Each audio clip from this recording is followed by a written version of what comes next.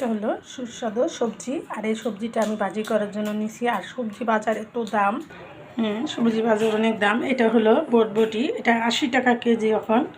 আর বিটকপি নিচে 200 টাকা কেজি। আমি সামান্য আনছি 250 গ্রামের মতো। আর এটা হলো সিজনালি ফুলকপি, এটা আমি ভাপ দিয়ে রেখে দিয়েছিলাম, সেটাই আজকে ভাজিটা করব। এখানে আমি মনে করে নিই কপিটা এখন আনতে গেলে আমার কমসে কম 70 টাকা থেকে 80 টাকায় লাগতো। আর আমি 3 কেজির মতো ফুলকপি না সংগ্রহ করে রেখে দিয়েছিলাম, একটু ভাপিয়ে ডিপে রেখে দিয়েছিলাম, সেটাই আমি ভাজি করব আর আপনাদের সাথে শেয়ার করব। আপনারা দেখতে থাকুন। সবজিটা ভাপানো হয়ে গেছে। আমরা বাঙালিরা সবজি সিদ্ধ না হলে আমরা খেতে পারি না। দেখেন সবজি একদম সিদ্ধ হয়ে গেছে। আর ভাপিয়ে নিলে ভাজিটা করতে অনেক সুবিধা হয়। আপনারা এরকম করে সবজি যারা ভাপিয়ে খেতে পছন্দ করেন। আর এখন তো সব কিছুতে মেডিসিন, না ভাপালে ওটা খাওয়া স্বাস্থ্যের জন্য অস্বাস্থ্যকর হয়ে যায়। আপনারা একটু ভাপ দিয়ে পানিটা ফেলে নেবেন। সবজিটা বাগার দেওয়ার জন্য এখানে দিয়ে দেবো কিছুটা পেঁয়াজ। বাচ্চারা খাবে, অত ঝাল করা যাবে না। যারা ঝাল করে খাবেন, আমরা যেটা ঝাল করে খাই সেটাতে আমি মরিচ বেশি দিই। আর যেটা বাচ্চারা খায় ওটাতে আমি ঝাল কম দিয়ে রান্না করে খাওয়াই। আপনারা বাচ্চারা যে সময় খাওয়াবেন, যেটা খাওয়াবেন এটাতে একটু ঝালটা কম দিবেন। আপনার বাচ্চাও খেয়ে খুশি হবে, আপনারও মনটা ভালো থাকবে। বাচ্চার জন্য রান্না করে যদি বাচ্চারা না খাওয়াইতে পারি তখন তো মনটা অবশ্যই খারাপ লাগবে। এই যে আমার পেঁয়াজটা বেরেস্তা হতে থাক। আর আমি বটবটির এই ফাঁকে ছেঁকে নিই।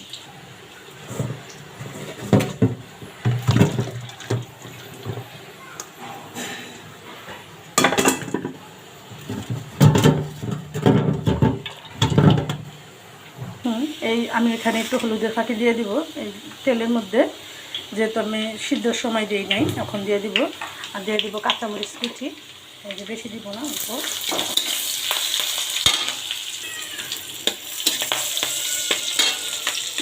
আমি এখন বাটিতে দিয়ে দেবো।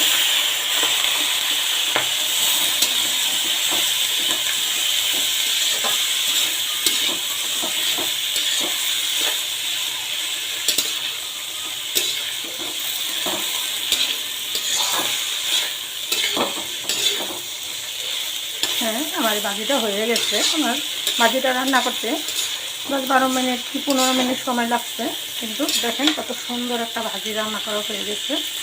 আর এরকম করে আমি যে কোনো জিনিসই রান্না করি আপনাদের প্রতিটা স্টেপ স্টেপে আপনাদের দেখানোর চেষ্টা করি। আর আমার রান্নাটা দেখে যারা প্রবাসে আছে, যারা দেশের বাইরে আছে, গ্রামের থেকে ঢাকা শহরে ভাড়া থাকে, মেসে থাকে, রান্না করে খেতে পারে না, তাদের উপলক্ষ করেই করি। কিন্তু আমার ভিডিওটা সবাই দেখায়, সবাই ভালোবাসে, আমি জানি যারা সবাই ভালোবাসেন, তাদের উপলক্ষ করেই করি। আর আমার ভিডিওটা স্টেপে দেখবেন আর এরকম করে রান্না করে খাবেন। আর আমার ভিডিওটা দেখে ভালো লেগে থাকলে অবশ্যই একটা লাইক করে দেবেন। দেখুন কত সুন্দর সিদ্ধ হয়ে গেছে। এটা সিজনালি ফুলকপি, এটা এমনি সিদ্ধ হয়ে যাবে। আর সবসময় ফুলকপিটা পাওয়া যায় না, তার জন্য আমি সিজনালি রেখে দিয়েছিলাম।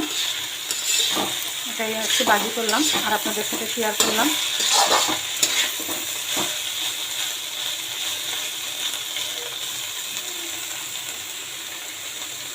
আমার বটবটিটাও সুন্দর সিদ্ধ হয়েছে, আর ফুলকপিটা অনেক সুন্দর সিদ্ধ হয়ে গেছে। অনেকে বলে ফ্রিজে রাখলে সিদ্ধ হতে চায় না, কিন্তু রাখারও একটা সিস্টেম আছে। রেখে আপনি নামানোর পরও আধা ঘন্টা 1 ঘন্টা নর্মাল আনে, তারপরে এটা সিদ্ধ করবে, অনায়াসে গলে যাবে।